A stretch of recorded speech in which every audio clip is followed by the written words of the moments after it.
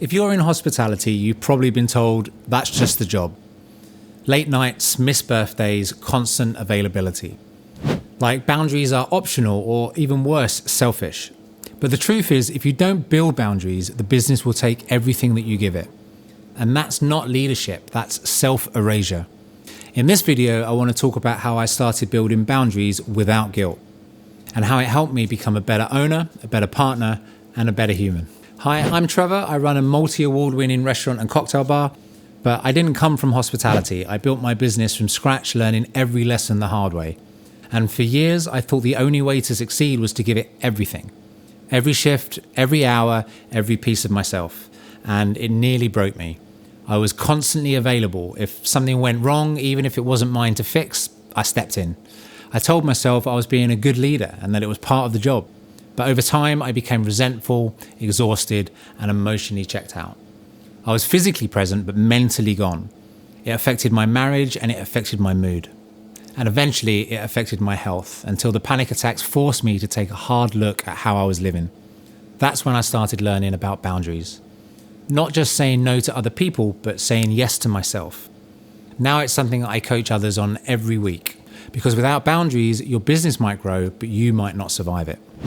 Let's redefine boundaries. And let's start here. Boundaries aren't walls, they're clarity. They're how you teach others how to treat you.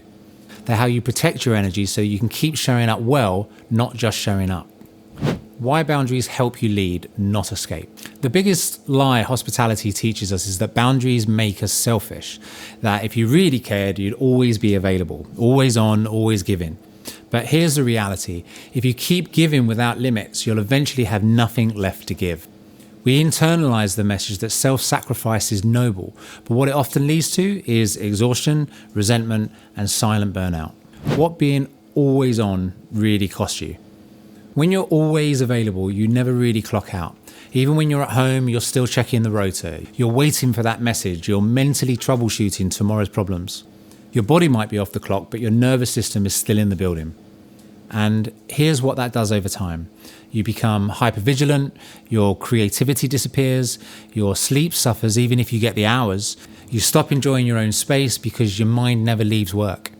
I used to pride myself on being the guy that could fix everything.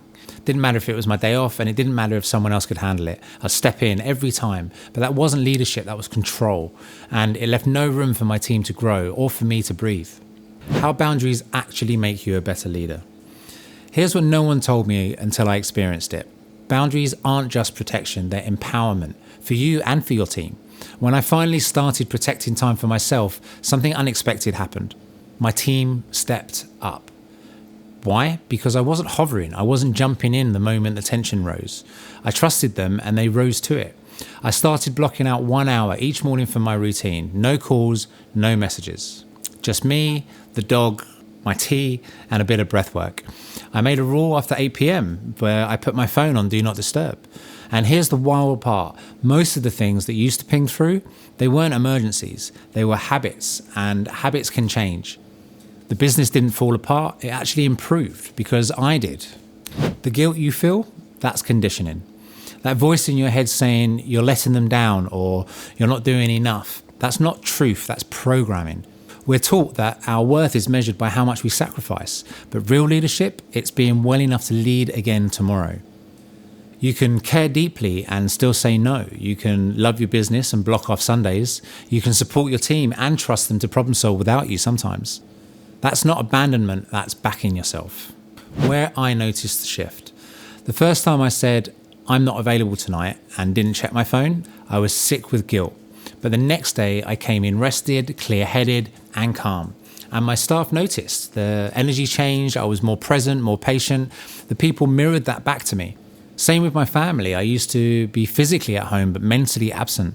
Now I'm actually there because I've made time to decompress first. I'm not perfect. Some weeks still slip, but the shift in how I lead, speak to people and treat myself, the difference is night and day. What boundaries might look like for you?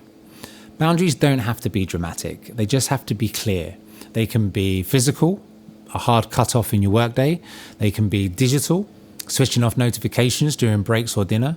They can be emotional, choosing not to take on someone else's stress when your tanks are empty.